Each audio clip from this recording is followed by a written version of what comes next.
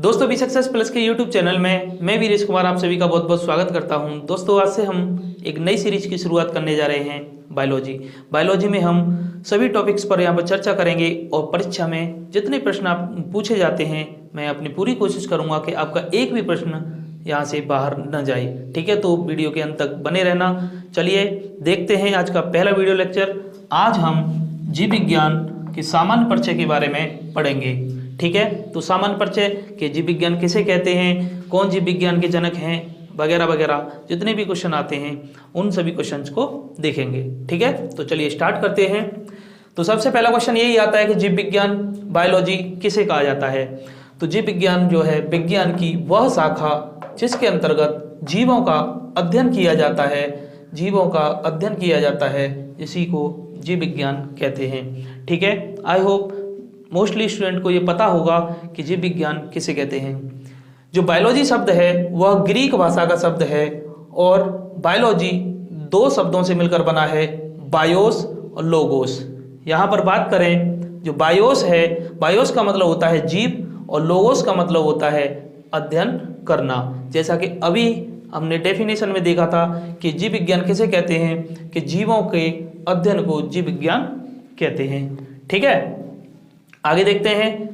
जीव विज्ञान के जो शब्द है वह सर्वप्रथम किसने दिया था। तो जीव विज्ञान शब्द लेमार्क और ट्रिवेनेरस ने दिया था। ये दो लोग थे जिन्होंने जीव विज्ञान शब्द सर्वप्रथम दिया था। वहीं जीव विज्ञान के जनक की बात करें तो जीव विज्ञान के जनक अरस्तु को कहा जाता है। अरस्तु को इंग्लिश में हम एरिस्टोटल के नाम से जानते हैं। ठीक है, चलिए आगे देखते हैं। जीव विज्ञान की शाखाओं के बारे में बात करें तो जीव विज्ञान की मेन दो शाखाएं हैं। तो उन दो शाखाओं में पहली आती है जंतु विज्ञान जूलॉजी और दूसरी आती है वनस्पति विज्ञान बॉटनी।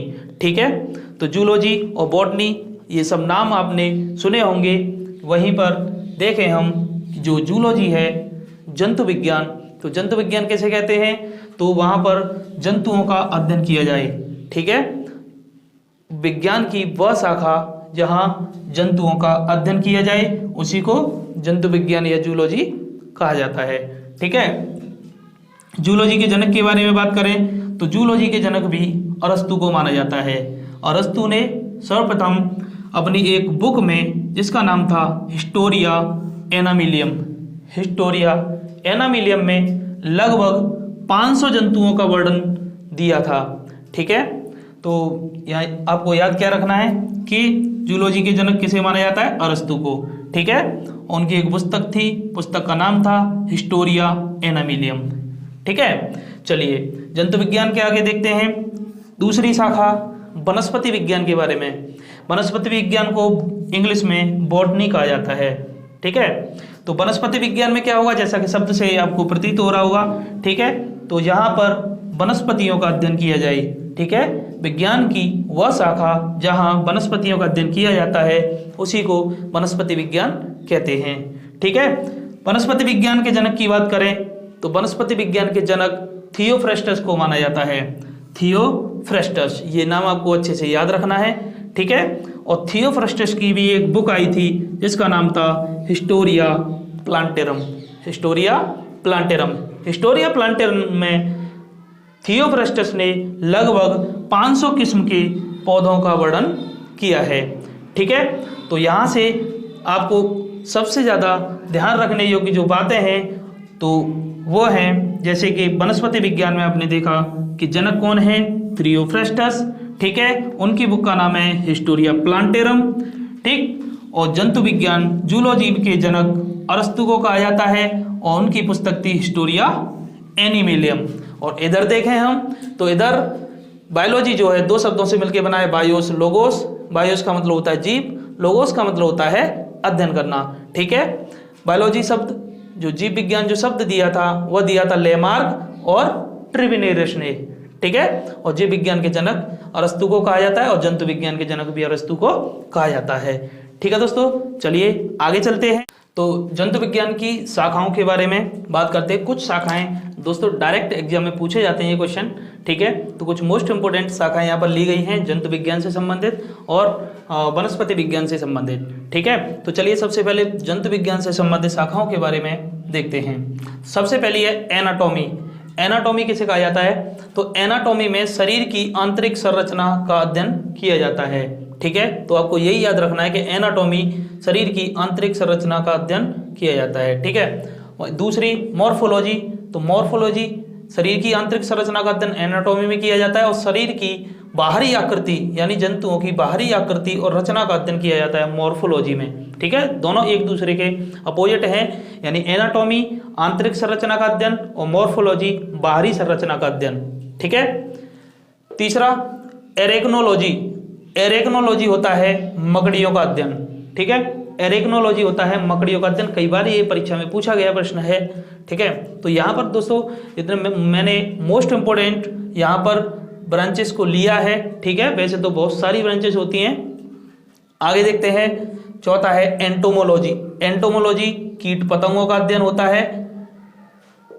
आगे हर्पेटोलॉजी, और हर्पेटोलॉजी होता है उभयचरियों एवं सरीसृपों का अध्ययन, ठीक है। ये उभयचर सरीसृप ये सब बताएंगे दोस्तों आगे आने वाली क्लास में, ठीक है। वैसे तो ज़्यादातर पता होगा आप सभी लोगों को।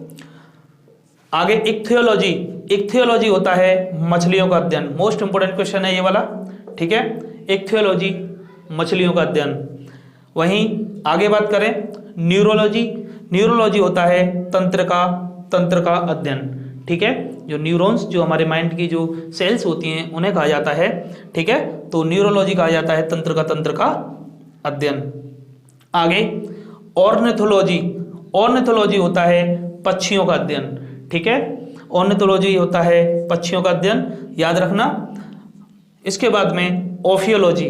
ओफियोलॉजी होता है सांपों का अध्ययन, सांपों का। ये सभी जितने भी 10 हैं आपको अच्छे से ध्यान में रखने हैं, ठीक है। और लास्ट है साइटोलॉजी। साइटोलॉजी कोशिकाओं का अध्ययन, ठीक है, क्योंकि सेल कोशिका को कहा जाता है, तो साइटोलॉजी कोशिकाओं का अध्ययन। चलिए आगे देखते हैं कुछ वनस्पति विज्ञान की शाखाएं, ठीक है। तो 10 यहाँ पर मोस्ट इंपोर्टेंट शाखाएं मैंने यहाँ पर ली हैं, तो इन्हीं 10 को आप याद रख लेना। आपका एक भी प्रश्न नहीं जाएगा, इससे बाहर नहीं जाएगी एक भी शाखा अगर पूछी जाएगी तो, ठीक है। एग्रोस्टोलॉजी। एग्रोस्टोलॉजी कहा जाता है घासों के अध्ययन को, ठीक है। और हिस्टोलॉजी ऊतकों का अध्ययन, ठीक है। एंथोलॉजी की बात करें तो एंथोलॉजी होता है फूलों का अध्ययन, ठीक है। आगे देखते हैं डेंड्रोलॉजी। तो डेंड्रोलॉजी होता है वृक्षों एवं झाड़ियों का अध्ययन, डेंड्रोलॉजी। इसके बाद माइकोलॉजी। माइकोलॉजी होता है कवकों का अध्ययन, ठीक। ये तो कई बार परीक्षा में पूछा गया प्रश्न है, माइकोलॉजी कवकों का अध्ययन, ठीक है। पेडोलॉजी। पेडोलॉजी होता है मृदा का अध्ययन, पेडोलॉजी कहते हैं मृदा का अध्ययन। फाइकोलॉजी की बात करें, देखिए यहाँ पर था माइकोलॉजी और ये है फाइकोलॉजी, ठीक है। थोड़ा सा अंतर है, कंफ्यूज मत होना।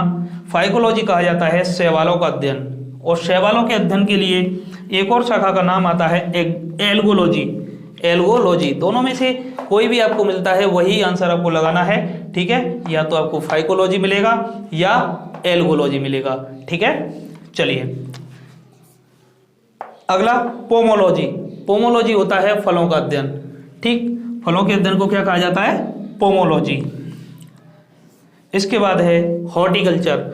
हॉर्टिकल्चर के अंदर आता है फल सब्जियां और उद्यान पादपों का संवर्धन यानी देख रेख और उसका अध्ययन, ठीक है। तो उसके बाद स्पर्मोलॉजी। स्पर्मोलॉजी होता है बीजों का अध्ययन। स्पर्मोलॉजी किसे कहते हैं? बीजों का अध्ययन। अब आगे देखते हैं विज्ञान की प्रमुख शाखाओं के जनक।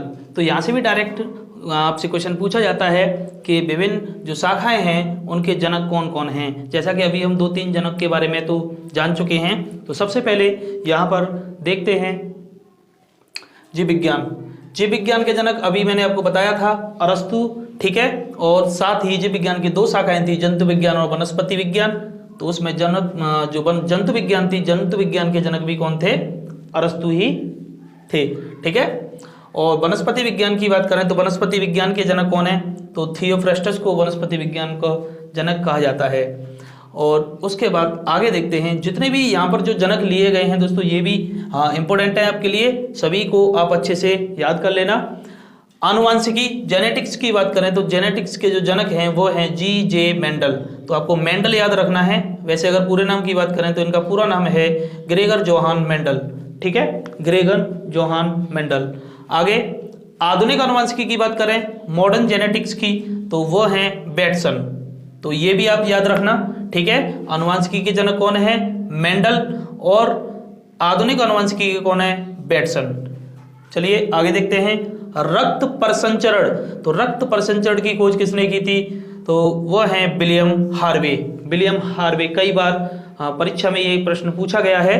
ठीक है, एक ये रक्त परिसंचरण और एक होता है रुधिरबर्ग। रुधिरबर्ग भी अभी मैं बताऊंगा आपको। ठीक है, चलिए आगे देखिए, वर्गिकी। वर्गिकी की बात करें तो वर्गिकी के जो जनक हैं वह हैं कैरोलस लीनियस।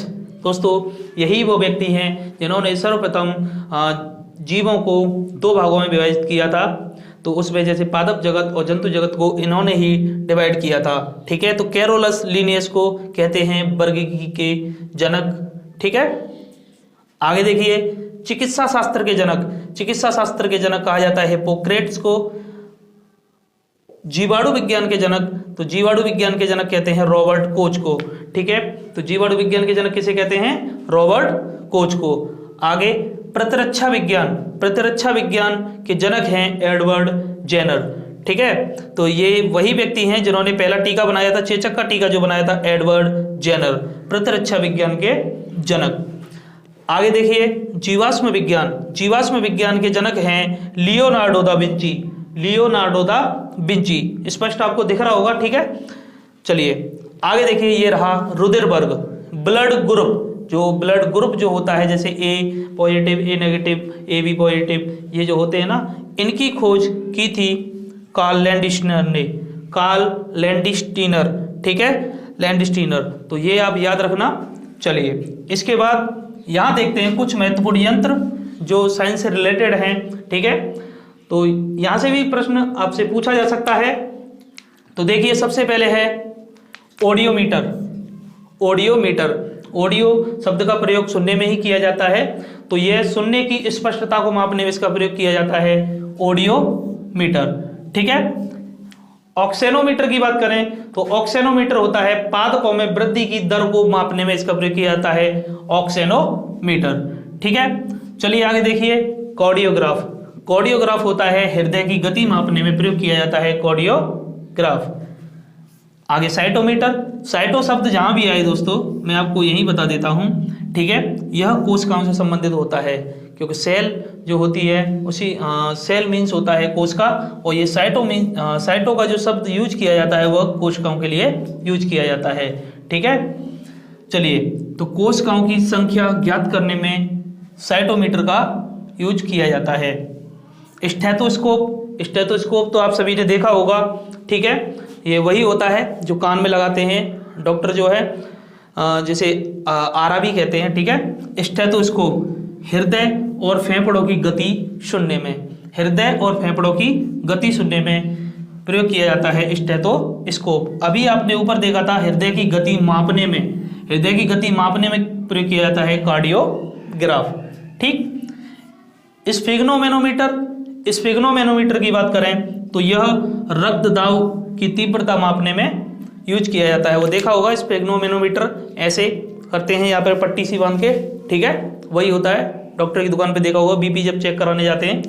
ठीक है, इलेक्ट्रोएन्सेफेलोग्राफ। देखिए मोस्ट इंपोर्टेंट है इलेक्ट्रोएन्सेफेलोग्राफ। ये होता है मस्तिष्क की तरंगों को मापने में इसका प्रयोग किया जाता है, इलेक्ट्रोएन्सेफेलोग्राफ। देखा होगा मूवियों वगैरह में जब कोई घटना हो जाती है हॉस्पिटल में जब दिखाते हैं तो इस तरीके से जो वेव्स चलती हैं, ऐसा होता है, एक मशीन होती है। ठीक है, जब तक वो चलती रहती है तब तक इंसान जिंदा रहता है, जब वो सीधी हो जाती है तो इंसान की मृत्यु हो जाती है। ठीक है, तो इसलिए कहते हैं जिंदगी में उतार चढ़ाव जरूरी होते हैं, कभी भी मतलब उतार चढ़ावों से घबराना नहीं चाहिए। ठीक है, उतार चढ़ाव जब तक रहते हैं तभी तक जिंदगी चल रही है। तो चलिए दोस्तों, आज का पहला टॉपिक ये रहा जीव विज्ञान का सामान्य परिचय। ठीक है, तो आई होप आपको पसंद आया होगा। चलिए नेक्स्ट क्लास में आपसे मिलते हैं। तो दोस्तों बस हमारी आपसे यही विनती है, अगर आपको हमारा वीडियो लेक्चर पसंद आया है तो प्लीज़ चैनल को सब्सक्राइब करना। ठीक है, बेल आइकन पे प्रेस करना, जिससे कि समय से आपको नोटिफिकेशन मिल सके। चलिए धन्यवाद, जय हिंद, जय भारत।